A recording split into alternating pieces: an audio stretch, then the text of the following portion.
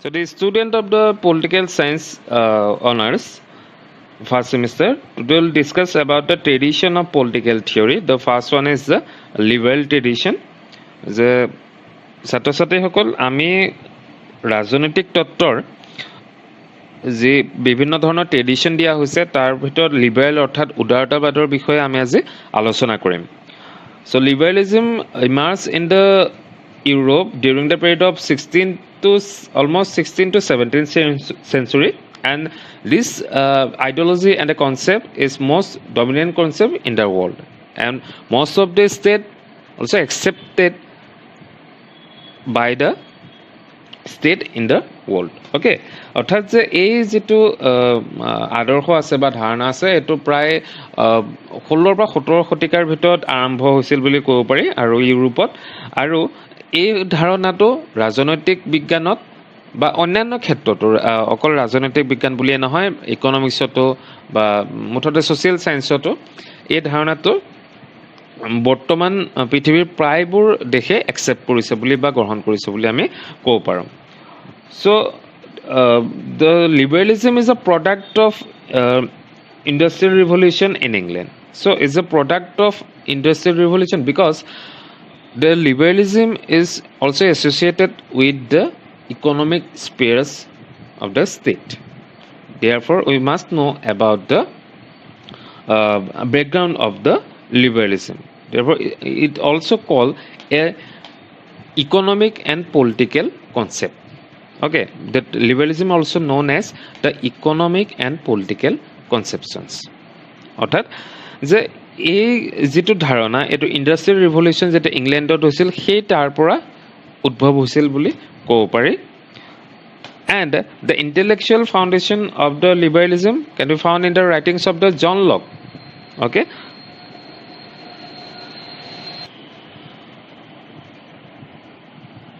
and in the wake of the Enlightenment. So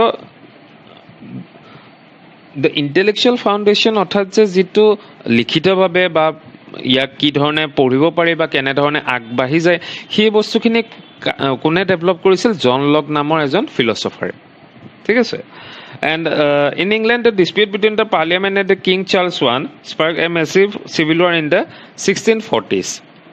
So সেই সময়ত কি হৈছিল 1640 দশকত there is a civil war was arisen between the parliament and the monarchical tradition and the in 1688 the parliament ultimately succeeded and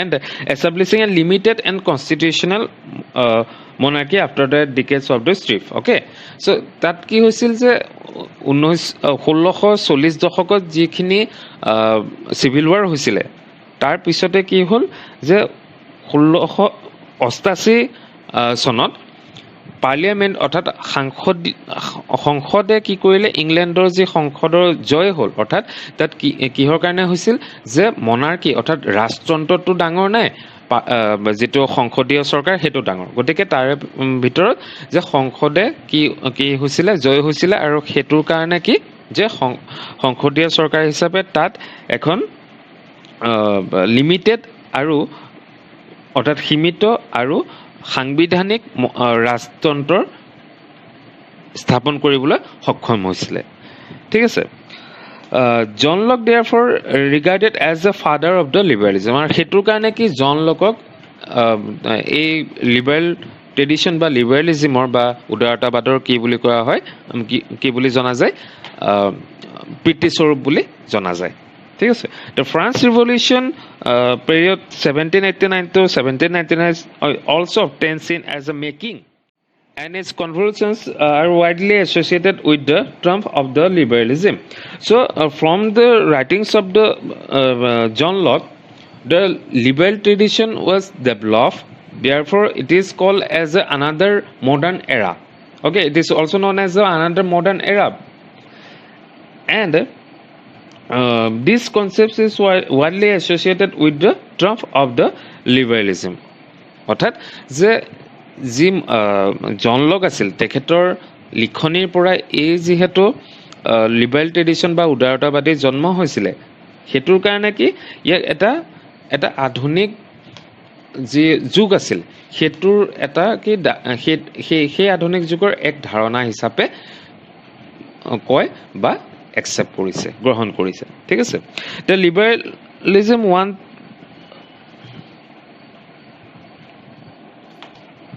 The liberalism went global after the French Revolution. The French Revolution talks about the free market and civil liberties free for the individuals. They wanted to develop a world free from government interventions, as they believed that the government is a barrier which restricts the individuals from enjoying the freedom.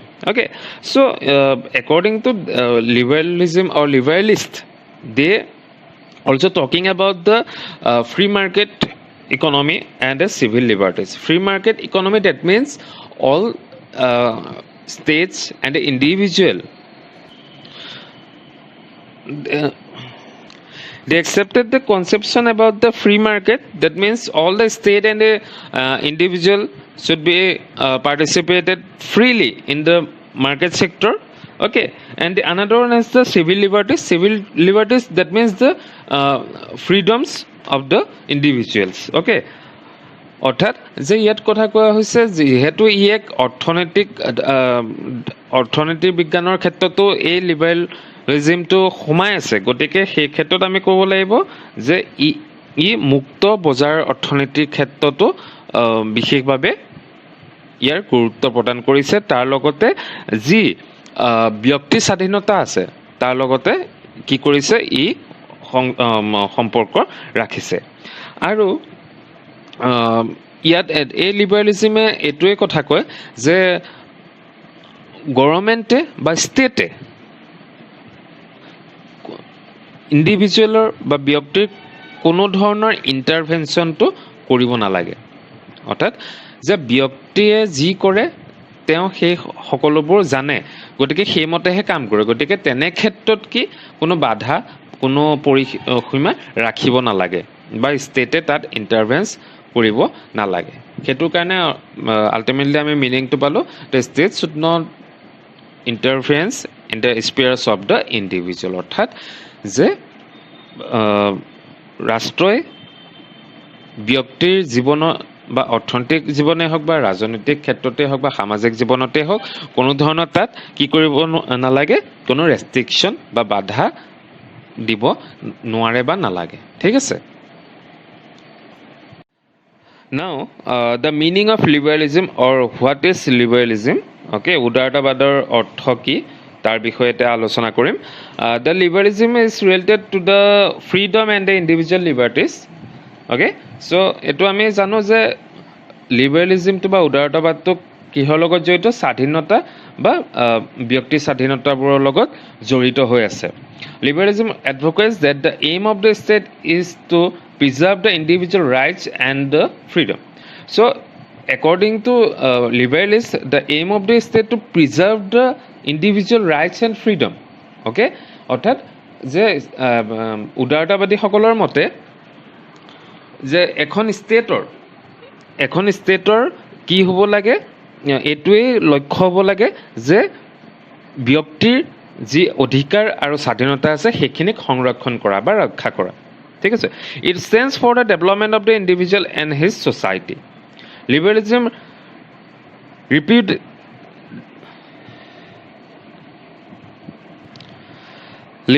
repudiates the concentration of the power in the hands of the state in the name of the welfare, development or equality.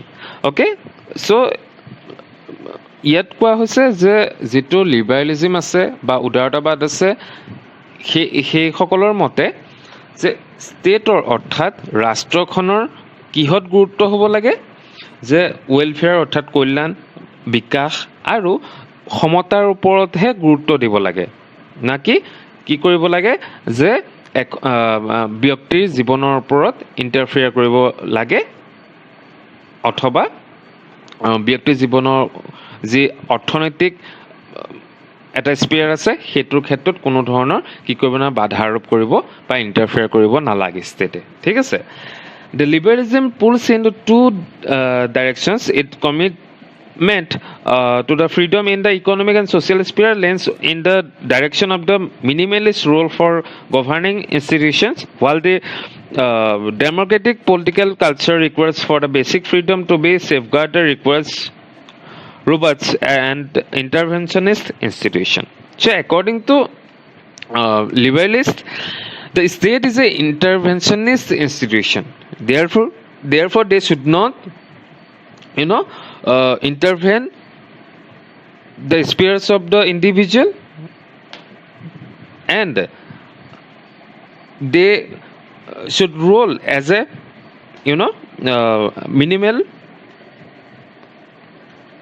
and they should be ruled as a minimalist institution or governing institution.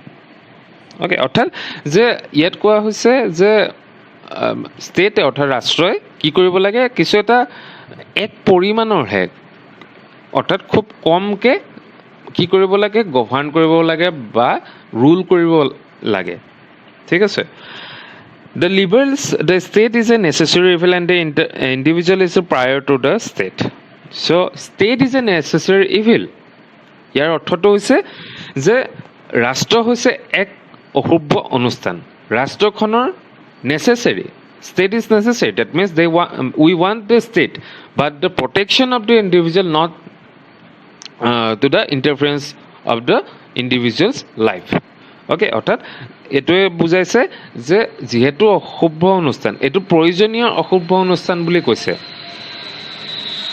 ঠিক আছে, প্ৰয়োজনীয় অশুভ অনুষ্ঠান অৰ্থাৎ আমাক প্ৰয়োজন আছে, কিন্তু অকল সেই প্ৰটেকশ্যনৰ কাৰণেহে, বা যি ব্যক্তি আছে তাৰ ৰাইটছৰ বা অধিকাৰৰ সংৰক্ষণৰ কাৰণেহে, কিন্তু সেইটো কোন ইকনমিক লাইফটোৱে হওক বা ছ'চিয়েল লাইফটোৱে হওক, সেইটোত কোনো ইণ্টাৰফেয়াৰ কৰিব ষ্টেটে নালাগে, আৰু সেইটোৰ কাৰণে কি হয়, এক প্ৰয়োজনীয় অশুভ অনুষ্ঠান বুলি কৈছে। And individual is prior to the state, অৰ্থাৎ they get first preference okay in the state. The individual should be get first preference in the state. Okay, অৰ্থাৎ যে ব্যক্তি এখন ৰাষ্ট্ৰৰ প্ৰথম কি এলিমেণ্ট হিচাপে ধৰিব লাগে বা উপাদান হিচাপে ধৰিব লাগে, প্ৰথমতে ব্যক্তি, তাৰ পিছতহে কি বাকীখিনিৰ কথা আহিব। Okay, then the word liberalism owes its origin to the Latin word liberalis. Liberalis means the free man. Okay, so ইয়াৰ যিটো ৱৰ্ডৰ অৰিজিন, সেইটো লেটিন শব্দৰ পৰা আহিছে, আৰু ইয়াৰ যিটো অৰ্থ হৈছে ফ্ৰী মেন, অৰ্থাৎ মুক্ত ব্যক্তি বুলি বা মানুহ হিচাপে জনা যায়। The liberalism stands for the social, economic, political order wherein the man may feel free, safe, get encouraged to develop himself fully without any outside interference. So they feel the safe, get the encouraged to develop himself fully without any outside interference. Okay, অৰ্থাৎ এইটোৱে কৈছে যে মানুহে বা ব্যক্তিয়ে এখন ৰাষ্ট্ৰত সামাজিক, অৰ্থনৈতিক, ৰাজনৈতিক ক্ষেত্ৰত কোনো ধৰণৰ বাহিৰা কোনো ইণ্টাৰফেৰেঞ্চ কৰিব নালাগে, আৰু তেওঁলোকে ব্যক্তিয়ে সদায় মুক্তভাৱে চিন্তা কৰিব পাৰিব লাগিব বা পাৰিব লাগে। ঠিক আছে, বা মুক্তভাৱে থাকিব পাৰে, তেতিয়াহে কি হ'ব, তেওঁৰ বা প্ৰত্যেকজন ব্যক্তিৰ যি ব্যক্তিত্ববোধ আছে সেইটো বিকাশ হ'ব, আৰু যেতিয়াই বিকাশ হ'ব তেতিয়াহে ষ্টেটখনৰো বিকাশ হ'ব বুলি উদাৰতাবাদীয়ে ভাবে।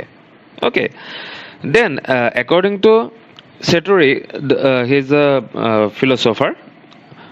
Liberalism is a theory and practice of the individualism, judicial defense and the constitutional state.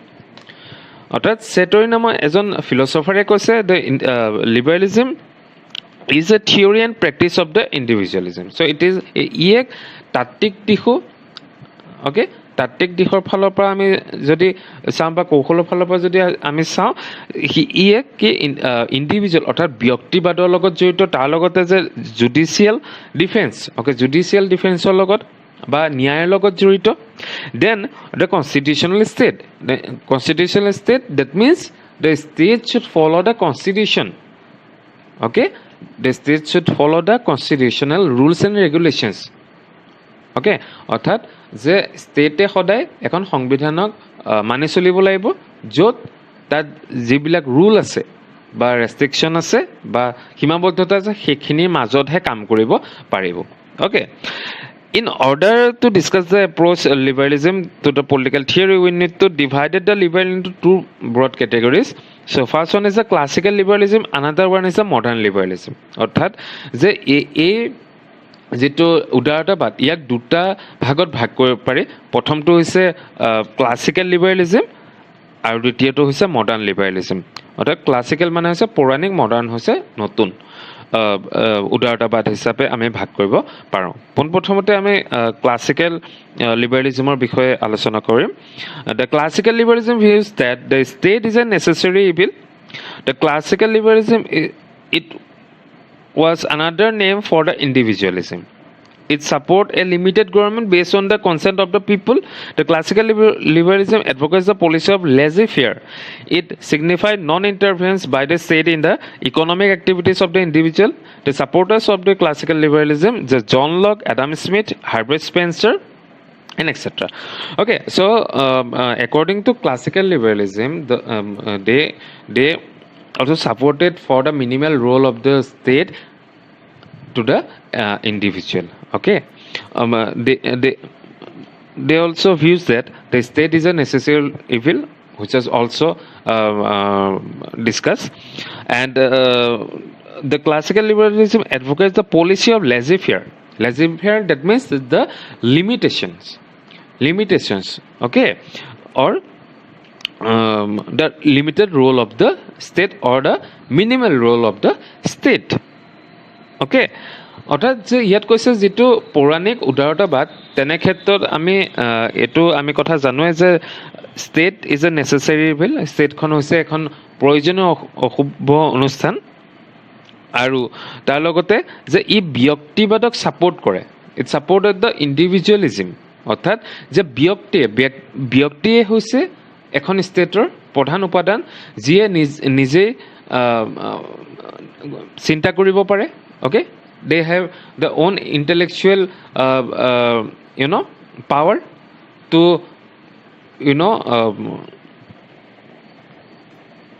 to develop his or herself. Okay, অৰ্থাৎ যে ব্যক্তিয়ে নিজৰ চিন্তা কৰিব, নিজৰ বিকাশৰ কাৰণে চিন্তা কৰিব পাৰে, নিজৰ ষ্টেটখনৰ কাৰণে চিন্তা কৰিব পাৰে. ঠিক আছে, আৰু তাৰ লগতে এটা কথা কৈছে যে লেজি-ফেয়াৰ. লেজি-ফেয়াৰ পলিচিটো সেইটো ফ'ল' কৰে ক্লাছিকেল লিবাৰেলিজিমত বা পৌৰাণিক উদাৰতাবাদত. সেই কথাটো লেজি-ফেয়াৰ মানে হৈছে যে মিনিমেল, অৰ্থাৎ কিছু এটা সাম্যক ভূমিকাহে ষ্টেটে পালন কৰিব লাগে. Okay, now the second one is the modern liberalism. So modern liberalism was developed in the 19th century. The classical liberalism lost its appeal in the long run. Okay, according to modern liberalists, the economic power in the hands of the few capitalist class which created the inequalities in the society. So according to modern liberalists, they thought that the economic sphere is also concentrated for the power in the hands of the few capitalist class. Okay, অৰ্থাৎ যে কথাটো এইটোৱে কৈছে যে যি পুঁজিবাদী অৰ্থনীতি আছে সেইটোৰ পৰা কি হয়, পুঁজিবাদী মানে কি হৈছে private. In short term, the capitalist, that means the privatization. Okay, so সেই প্ৰাইভেটৰ বা পুঁজিবাদীৰ হাতলৈ যোৱাৰ কাৰণে কি হ'ল যে তাত কিছুমান সমাজত কিছুমান ইনইকুৱেলিটিজ বা অসমতাই দেখা দিলে. অ'কে, এতিয়া যদি আমি চাওঁ যে প্ৰাইভেট এণ্ড যিটো গভৰ্ণমেণ্ট সেইটো ছেক্টৰৰ ক্ষেত্ৰত, এতিয়া ফৰ এক্সাম্পল যদি প্ৰাইভেটে কিবা এটা পলিচি লয় তেনেহ'লে কি ৰিচেষ্ট যিবিলাক ক্লাছ আছে বা ধনিক শ্ৰেণী আছে সেইটোৰ কাৰণেহে লয়. কিন্তু গভৰ্ণমেণ্টে যদি এটা পলিচি লয় কি হয় যে সেইটো অকল ধনীৰ কাৰণে নহয়, সকলোৰে কাৰণে হ'ব. গতিকে সেই কথাটো কি হ'ল যে ক্লাছিকেল লিবাৰেলিজিমত কি আছিলে যে ষ্টেটক বাধা আৰোপ কৰিছিলে যে ষ্টেটে ইণ্ডিভিজুৱেল বা ব্যক্তিৰ জীৱনত কি কৰিব নোৱাৰে, ইণ্টাৰফেয়াৰ কৰিব নোৱাৰে। কিন্তু মডাৰ্ণ লিবাৰেলিজিমটো উল্টা হৈ গ'ল, যিহেতু তাত কিছুমান সমাজত ইনইকুৱেলিটিজ বা অসমতা দেখা পালে, সেইটোৰ কাৰণে কি হ'ল যে তাত সেই ক্লাছিকেল লিবাৰেলিজিম বা পৌৰাণিক যিটো লিবাৰেলিজিম আছে সেইটো ভংগ হ'ল। ঠিক আছে, আৰু ইয়াৰ লগতে ইয়াৰ কিছুমান there some supporters, J S Mill, T H. Green, Laski Hobhouse, and they thought that the policy of they opposing the policy of the unregulated open competition and non-interference of the state in the economic life of the society. So they oppose the unregulated open competition and the non-interference of the state in the economic life of the society. Okay, অৰ্থাৎ যে ইয়াৰ কিছুমান supporter বা philosopher J S মিল, green, Laski হবহাউছ, সেইসকলে কি কৰিলে, তাত যিটো open competition আছিলে, যে প্ৰাইভেটত কি হয় কম্পিটিশ্যনটো হয়, ঠিক আছে, প্ৰাইভেটত কি হয় অ'পেন কম্পিটিশ্যনটো হয়, আৰু সেইটোৰ কাৰণে কি হ'ল যে সেই অ'পেন কম্পিটিশ্যন বা মুক্ত বজাৰ যিটো অৰ্থনীতি যি মানে কথা আছিলে, সেই বস্তুবিলাক আঁতৰালে। আৰু লগতে যিটো ইণ্টাৰভেনশ্যন বা ইণ্টাৰফেয়াৰেঞ্চ আছিলে, যে ষ্টেটক ইণ্টাৰফেয়াৰ কৰিব নিদিয়ে, সেই কথাটো বাদ পৰিল। ঠিক আছে, the modern liberals abandoned the policy of the laissez-faire and adopted the policy of the managed capitalism. Okay, তেখেতসকলে সেই laissez-faire policy-টো অৰ্থাৎ minimal ষ্টেটৰ they oppose the laissez-faire policy and they accept the managed capitalism. Okay, managed capitalism, that means the policy should be managed by the government and the private. Okay, that is also called as the managed capitalism. অৰ্থাৎ যে যিটো lazy-fair policy আছিলে, সেইটো আমি classical লিবাৰেলিজিমত পাইছিলোঁ, সেই কথাটো কি হ'ল যে সেইটো ভংগ কৰিলে, আৰু যিটো মেনেজ কেপিটেলিজিমৰ ধাৰণা, সেই কথাটোহে ল'লে। অৰ্থাৎ তাত কি ৰাজহখণ্ড বা যি গভৰ্ণমেণ্ট আছে সেইটোও থাকিব, আৰু তাৰ লগতে প্ৰাইভেট স্পেয়াৰো থাকিব, কিন্তু কমপ্লিটলি মুক্ত নহয়। অৰ্থাৎ ক্লাছিকেল লিবাৰেলিজিমত কমপ্লিটলি মুক্ত হ'ব কৰিছিলে, কিন্তু ইয়াত নাই কোৱা। অ'কে, এতিয়া কি economic responsibilities in the hands of the state. Okay, অৰ্থাৎ ইয়াত কৈছে যে সেই যিটো ইকনমিক দায়িত্ববোধখিনি আছে, সেই বস্তুখিনি কি ষ্টেটৰ হাততহে থকা উচিত। ঠিক আছে, according to the modern liberalism, the state is a natural and positive institution where the primary functions is not only to maintain the law and order as well as the secure and protection of the individual, but also the promoting of the social welfare and to serve the common goods and the general interests of the society as a whole. Okay, so yate koise the state is a positive institution. That is why it is called as positive institution, because the state should be governed by a government body. That is why it is called a positive institution, and there is no equality arisen in the state in the making of the policy for the individual of the state. Okay, যে যদি ইয়াক কি কৰা আছে এক positive institution বুলি কৈছে, কিন্তু ক্লাছিকেল লিবাৰেলিজিমত পজিটিভ নহয়, নিগেটিভ ইনষ্টিটিউশ্যন বুলি সেইসকলে ধাৰণা দিছিলে। ঠিক আছে, আৰু যিটোৱে অকল ষ্টেটৰ অকল মেইনটেইন ল এণ্ড অৰ্ডাৰ মেইনটেইন কৰা নহয়, but also' it promote the social welfare. Okay, অৰ্থাৎ যে ব্যক্তিৰ যি কল্যাণকামী আছে সেইখিনিতো গুৰুত্ব দিব পাৰে, আৰু যি সমাজৰ স্বাৰ্থ আছে সেইখিনিতো বিশেষভাৱে গুৰুত্ব দিব পাৰে বুলি এই মডাৰ্ণ বা আধুনিক উদাৰতাবাদে কয়। ঠিক আছে, then the some of the basic tenets of the liberalism. So first tenet is the according to liberalism, the man is a rational creature, therefore he or she maybe has the ability to contribute to the society and his own self interest. অৰ্থাৎ ইয়াৰ কিছুমান উপাদান হিচাপে বা কিছুমান নীতি আছে। সেই first নীতিটো হৈছে যে উদাৰতাবাদে কি কৰে, যে উদাৰতাবাদীৰ মতে যে মানুহ বা ব্যক্তি হৈছে কি, মানুহ বা ব্যক্তি হৈছে যে তেওঁ নিজে নিজৰ কৰ্মখিনি বা জ্ঞান বুদ্ধি আছে অ'কে আৰু সেই ধৰণেহে তেওঁ মুক্ত হ'লেহে কি কৰিব পাৰিব এখন ষ্টেটত নিজৰো ডেভেলপ অৰ্থাৎ বিকাশ কৰিব পাৰিব আৰু ষ্টেটখনৰ ডেভেলপ কৰিব পাৰিব আৰু সেই কথাখিনি ব্যক্তিজনে বা গৰাকীয়ে জানে ঠিক আছে Then the liberalism supported the individualism. According to the liberalism, man is a master of his own interest. The state should not interfere in the sphere of the individual. So the liberalism support the individualism. According to the liberalism, man is a master of his own interest. The state should not interfere in the sphere of the individual. So according to liberalists, the man is a master of his own interest. Okay? যে মানুহ নিজৰ যে স্বাৰ্থ আছে নিজৰ যে বিকাশ আছে সেই বিষয়ে সকলোবোৰ কথা জানে আৰু সেইটো কেনেকৈ পূৰণ কৰিব লাগে সেইখিনিও জানে গতিকে তাত কোনো ষ্টেটৰ বা ৰাষ্ট্ৰৰ কোনো ইণ্টাৰফাৰেঞ্চ কৰিব নালাগে ঠিক আছে তাত কোনো ধৰণৰ limitations থাকিব নালাগে ষ্টেটৰ okay then the third number one is the liberalism supports the constitutional limited government liberalism is opposed only to the absolutism of the ruler okay they support the constitutional government অৰ্থাৎ যে এখন সাংবিধানিক চৰকাৰ কি কৰে support কৰে ঠিক আছে গ্ৰহণ কৰিব দিছে কাৰণ সেই সংবিধানৰ মতেহে ষ্টেটে কাম কৰিব পাৰিব নহলে কি হ'ব স্বেচ্ছাচাৰী অৰ্থাৎ এবসলিউট যিটো মানে যিটো চৰম এখন গভৰ্ণমেণ্ট অৰ্থাৎ এখন ষ্টেটে সৰ্বেসৰ্বা হ'ব নোৱাৰে যি মন যায় তাকে কৰিব নোৱাৰে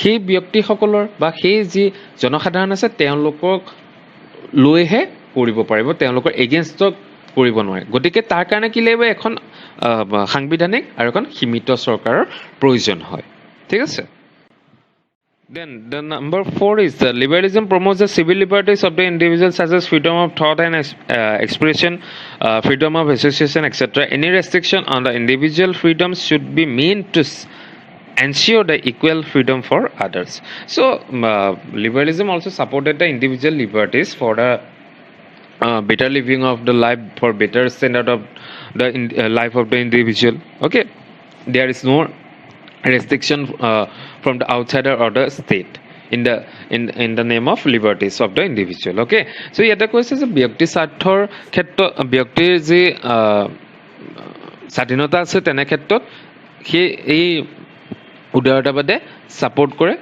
আৰু তাৰ লগতে এটোৱে কৈছে যে তেনে কোনো ধৰণৰ কি থাকিব নালাগে ৰেষ্ট্ৰিকশন থাকিব নালাগে বা আউটসাইডৰ ৰেষ্ট্ৰিকশনটো বা ষ্টেটৰ ৰেষ্ট্ৰিকশনটো থাকিব নালাগে then the liberalism was born as the reaction against the absolutism of the ruler it upholds the democracy because it is alone could really ensure the rights and freedom of all okay so it support the democracy that means in conception of the democracy it includes all the rights in the rights freedom liberties of the individual okay so hetu karone ki koribo pare je jihetu democracy অর্থাৎ গণতন্ত্ৰত বিভিন্ন ধৰণে কি আছে এই ধাৰণাবোৰ আছে যে অধিকাৰ স্বাধীনতা ন্যায় এই সকলোবোৰ আছে গতিকে তেনে ক্ষেত্ৰত কি যে উদাৰতাবাদে গণতন্ত্ৰৰ বস্তুটো কি কৰে সাপোৰ্ট কৰে আৰু এবসলিউটিজম যেটো চৰম